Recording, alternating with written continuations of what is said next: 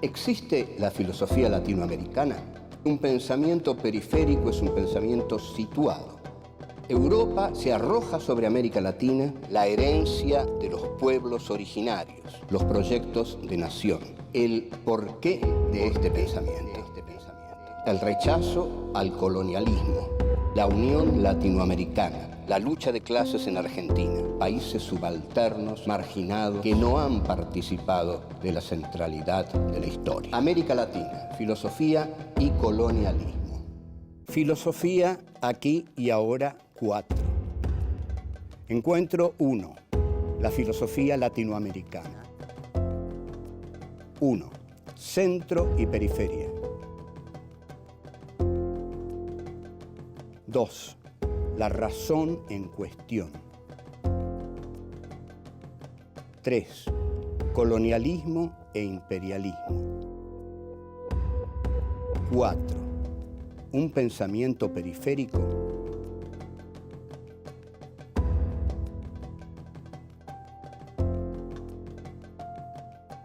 Hola, esta es la cuarta entrega, el cuarto ciclo de Filosofía aquí y ahora. El cuarto sorprendente ciclo porque cuando empezamos esto, que lo empezamos lógicamente en su primer ciclo, no pensábamos que íbamos a llegar ni siquiera a la terminación del primero, porque es muy raro hacer filosofía en televisión. Esa fue la apuesta difícil que hicimos. Y estamos ya en nuestro cuarto ciclo, o sea que estamos sorprendidos pero contentos. Este cuarto ciclo se diferencia de los anteriores porque aquí nos vamos a ocupar de un tema específico que nos concierne profundamente. Nos vamos a ocupar de América Latina, o sea, del continente en el cual todos nosotros vivimos, malvivimos, sufrimos o gozamos. O sea, el título de esta cuarta entrega es América Latina, filosofía y colonialismo.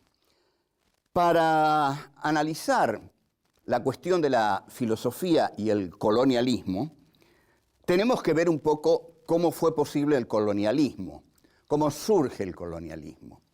En verdad, para empezar y decirlo claro, vamos a hablar de la modernidad capitalista. La modernidad capitalista tiene un surgimiento fáctico, es decir, un surgimiento en los hechos. El surgimiento que tiene en los hechos parte del llamado descubrimiento de América, 1492, que si bien a los que defienden los derechos de los pueblos aborígenes de América Latina a tener su propia historia y no a ser descubiertos por los europeos, sino que ya existían antes y no necesitaban ser descubiertos por nadie, pero sin embargo el concepto de descubrimiento desde un punto de vista es exacto, porque América Latina es descubierta por la gula del capitalismo.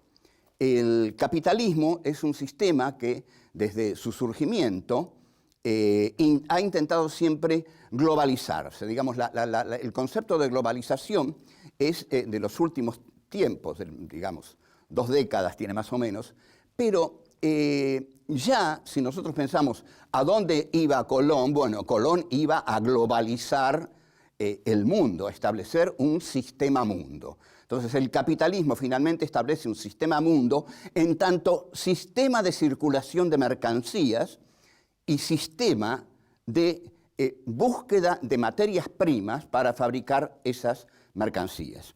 Lo que se establece aquí es un juego entre los poderosos, que son los que conquistan y los que extraen la riqueza, y los que entregan la riqueza, los que son saqueados. Entonces, nosotros hemos llamado desde hace mucho tiempo a los poderosos el centro, los que habitan la centralidad, y a los continentes que han sido saqueados por la voracidad del capitalismo europeo, la periferia, la marginalidad o la subalternidad.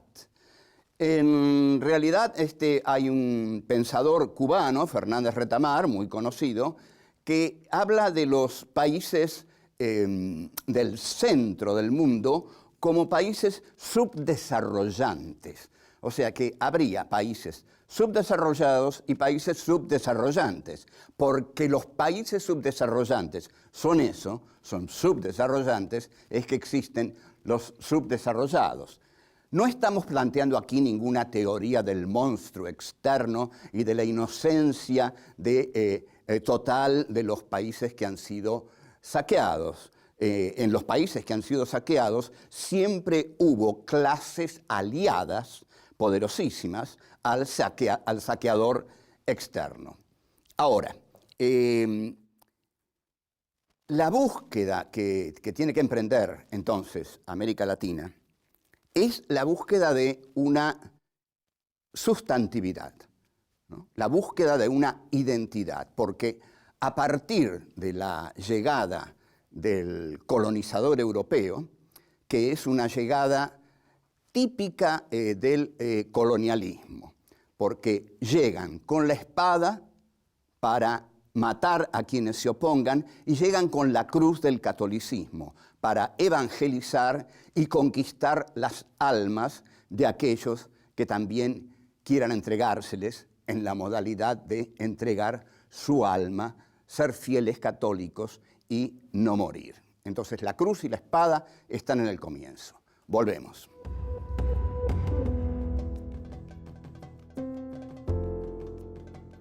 Esto que vengo diciendo sobre la comunión entre la cruz y la espada es típico de todo colonialismo. Todo el colonialismo capitalista se ha caracterizado por colonizar en nombre de valores. Y ahí, desde el comienzo, se coloniza en nombre de la religión, en nombre nada menos que de Dios. Es decir, entonces, llega la cruz con la espada. En realidad, la gran justificación de la conquista de América, para extraer todo el oro y todas las riquezas de América, es que se llega para evangelizar a los indios, para darles un alma, porque naturalmente no tienen un alma. Entonces los conquistadores, por medio de los clérigos, les van a dar un alma. Luego, cuando la religión pierda su poder, va a ser reemplazada por la razón. Entonces, lo que el colonialismo, a partir de Descartes, que publica el discurso del método en 1637, el colonialismo lo que hace es que pone a la racionalidad en el centro de la historia, a la razón, pero pone a la razón en el hombre. El hombre es el que tiene el poder de la racionalidad. El hombre es el que piensa y el hombre es el que encarna la razón. Ahora, como la filosofía europea ha sido el arma y la expresión reflexiva de los intereses históricos y económicos europeos, esta razón va a ser la razón europea. Entonces, todo territorio en el cual entre el poder político y económico europeo va a ser un territorio conquistado por la racionalidad. Un ejemplo, si Francia en 1830 entra en Argelia, Argelia tiene la dicha de ser conquistada por la racionalidad francesa, que es una parte de la racionalidad de la modernidad occidental capitalista. Ahora bien, hay muchos filósofos que en el siglo XX han cuestionado a esta racionalidad. Y lo podemos hacer nosotros hoy mismo, desde aquí, desde ahora. ¿A dónde nos está llevando la racionalidad occidental? Es decir, este mundo es el mundo que construyó la racionalidad occidental. En este momento se enfrenta con otra civilización que no fue construida por la racionalidad occidental, sino que se enfrenta con la civilización del Islam, digamos. Pero lo que enfrenta a la civilización del Islam es la civilización occidental. Bueno, la civilización occidental hoy está peleando en Irak y está encarnada en el poder de los Estados Unidos, que representan al occidente racional, al occidente portador de valores civilizatorios. Ahora bien, entonces, hay muchos filósofos que están diciendo que esta racionalidad occidental, instrumental, codiciosa, nos está llevando a un apocalipsis ya visible, Entonces, ¿dónde comienza esto? El principal filósofo que ha hecho una crítica a la razón occidental fue Martin Heidegger. Por eso también ese es uno de los motivos de su presencia tan contundente y, en mi opinión, abusiva en las academias norteamericanas y de todo el mundo en este momento, también en la nuestra. Pero el segundo Heidegger, es decir, el Heidegger que sigue al Heidegger de Ser y Tiempo. Hay un Heidegger que escribe Ser y Tiempo en 1927 y luego Heidegger hace una voltereta y comienza con otro trabajo que consiste en la crítica a la modernidad capitalista, pero no al estilo de Marx, digamos, la modernidad capitalista es injusta porque es expoliadora, porque es explotadora, por la lucha de clases, todo eso a Heidegger no le importa. Lo que Heidegger dice es que la modernidad capitalista está devastando la tierra, está arrasando la tierra a través de la técnica. Todo el segundo Heidegger es una crítica a la técnica en tanto devastadora del mundo en que vivimos. Bueno, volvemos ya.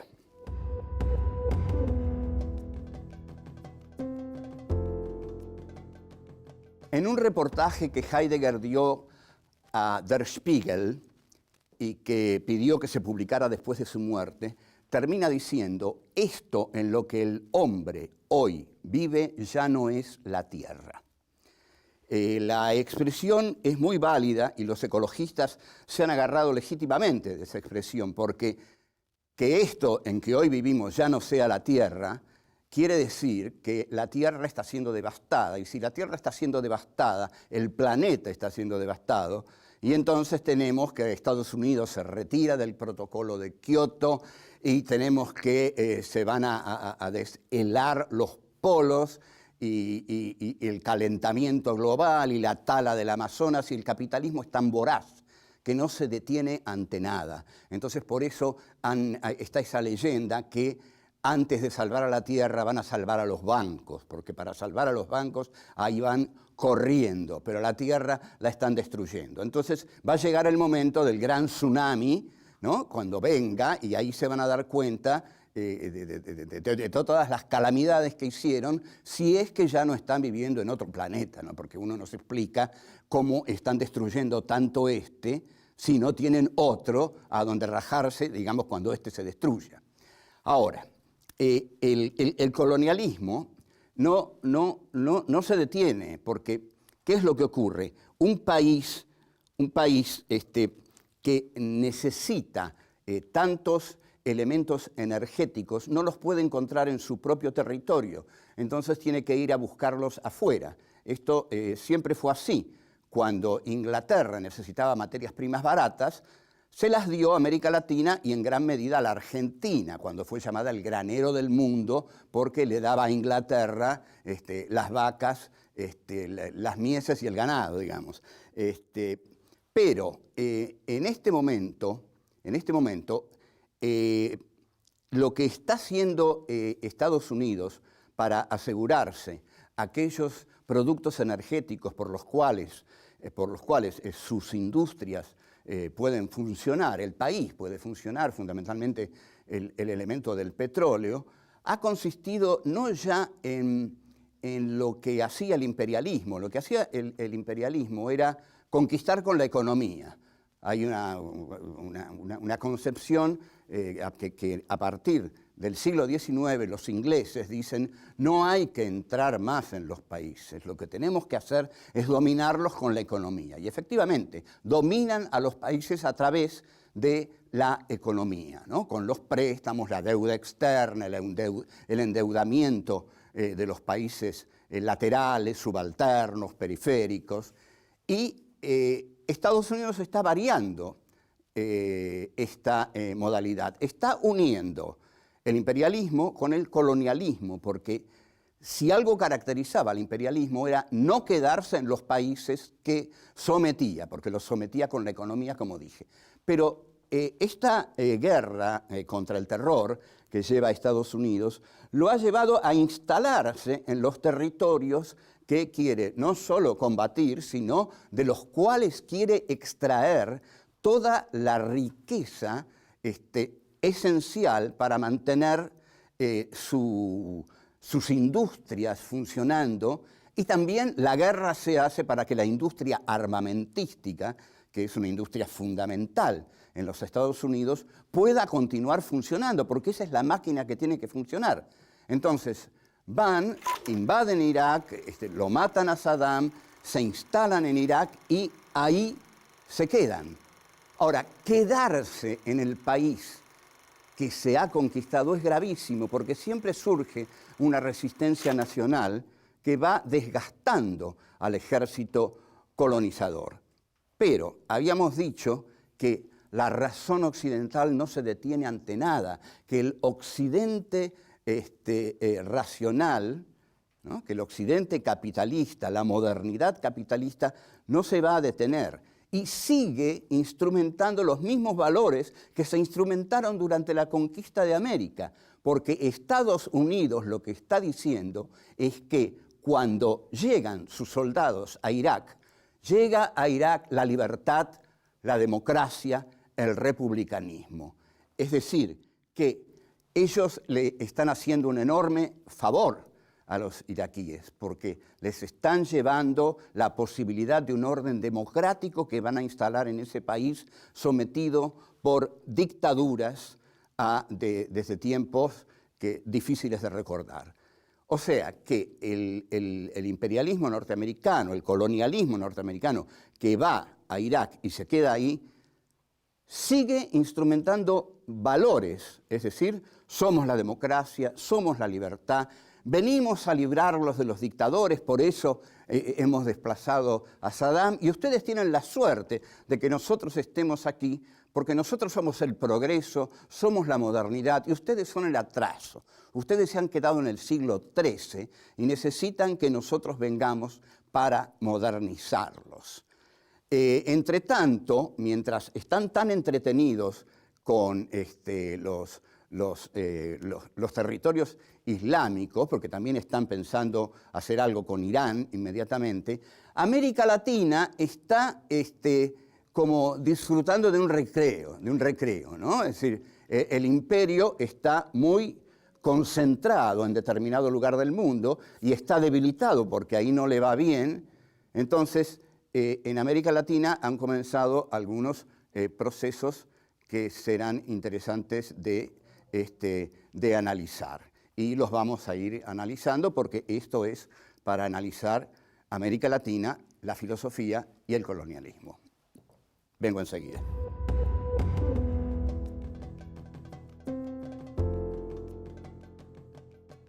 Esta concentración que tiene el imperio bélico comunicacional norteamericano, en algún momento voy a aclarar por qué le digo bélico comunicacional, porque es un imperio que se basa en gran parte en lo mediático, en la comunicación como una gran herramienta de colonización mental en los países donde quiere penetrar. Bueno, está ahora en Irak, está en territorio islámico porque están ahí con el tremendo aval de vengar el 11 de septiembre, lo de las Torres Gemelas, el 9/11, como dicen ellos, y también de impedir uno nuevo. Entre tanto, en América Latina han surgido preocupaciones también para el imperio, porque han surgido gobiernos populistas, que es algo que digamos, los liberales amantes del mercado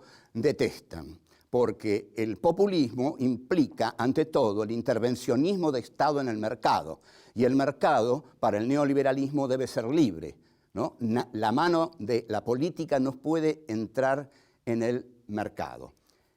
Esto ya implica que hay una manera distinta de estar pensando en el continente latinoamericano frente a los intereses de las clases poderosas del establishment, que siempre ha tenido relaciones más que aceitadas con el imperio, con Estados Unidos. O sea, el hecho de que se le dé una primacía a la política frente a la economía, en lugar de someter la política a la economía, como se hizo durante el gobierno de Carlos Menem, en el cual la política desapareció para que la economía se hiciera su banquete asiático, digamos, que en esta primera década del siglo XXI, esta primacía que se le da a la política, es un esbozo ya de un pensamiento diferenciado, al pensamiento hegemónico de las potencias. Entonces, el pensamiento diferenciado que implican estos procesos de América Latina en este momento nos tiene que llevar a preguntarnos si es posible un pensamiento autónomo, no totalmente, pero al menos autónomo, enfrentado o distinto o diferenciado del pensamiento del imperio. Nosotros creemos que sí, si no, incluso no estaríamos haciendo esto. Creemos, y espero que no lo tomen como una enorme jactancia esto, pero que estar haciendo esto implica que existan pequeños microemprendimientos de ir logrando un pensamiento situado. El pensamiento situado es el pensamiento de lo local, que no es el antónimo de lo global. Entonces, nosotros vamos a decir que la globalización se realiza en América Latina, pero toma la forma de la glocalización. Es decir, América Latina no se aparta de una concepción globalizada de la historia, esa globalización que dan sobre todo los medios de comunicación que se han globalizado, y el mundo es un papelito en el cual estamos en cualquier lugar, en cualquier momento. Esto enfurecía mucho a Heidegger, que decía, el tiempo ya no existe, lo único que existe es la rapidez. Es un concepto muy, muy fascinante. No hay más tiempo, hay rapidez. Ustedes habrán observado que en ambientes como el cine o la televisión, cuando alguien dice, ¿para cuándo querés esto? O en cualquier oficina, el otro contesta, para ayer, como indicando la rapidez de lo que quiere. Pero para ayer es decir, no lo quiero. En realidad está diciendo un disparate. Está diciendo, no lo quiero porque ayer pasó, ayer no es. O sea, lo quiero para una temporalidad que ya murió. Bueno, esto que lo piensen los piolas que dicen para ayer. Ahora, América Latina tiene que expresar que participa de la ontología que es el planeta. Es decir, hay un ser del planeta, este planeta es, pero América Latina tiene que ser de un modo distinto a como el imperio es. O sea, tiene que ser su propio rostro, su propia historia, su propio voluntarismo, su propia capacidad de pensarse y buscarse a sí misma. La tarea de buscarse a uno mismo no es fácil en uno mismo. Pocas personas se buscan a sí mismas. Generalmente las personas viven buscando enajenarse para no reflexionar sobre sí mismas, sobre la vida que llevan, etcétera, etcétera. Sobre todo sobre la vida que llevan. Entonces pensemos lo difícil que es para un continente pensarse a sí mismo. Pero lo que nosotros debemos decir es que si América Latina no desarrolla un exhaustivo pensamiento acerca de su historia y de su proyecto actual, diferenciándolo del proyecto imperial, del proyecto de las naciones hegemónicas, va a quedar sometida al proyecto imperial. O sea, la tarea actual es pensarnos a nosotros mismos en búsqueda de nuestra propia libertad. Bueno, hemos terminado por hoy y nos vamos a ver, sin duda nos vamos a ver. Así que, chao, hasta luego.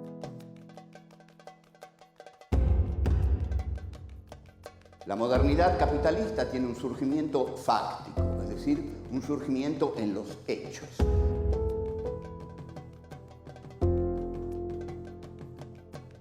Todo el colonialismo capitalista se ha caracterizado por colonizar en nombre de valores. El populismo implica, ante todo, el intervencionismo de Estado en el mercado, y el mercado, para el neoliberalismo, debe ser libre. La globalización se realiza en América Latina, pero toma la forma de la glocalización.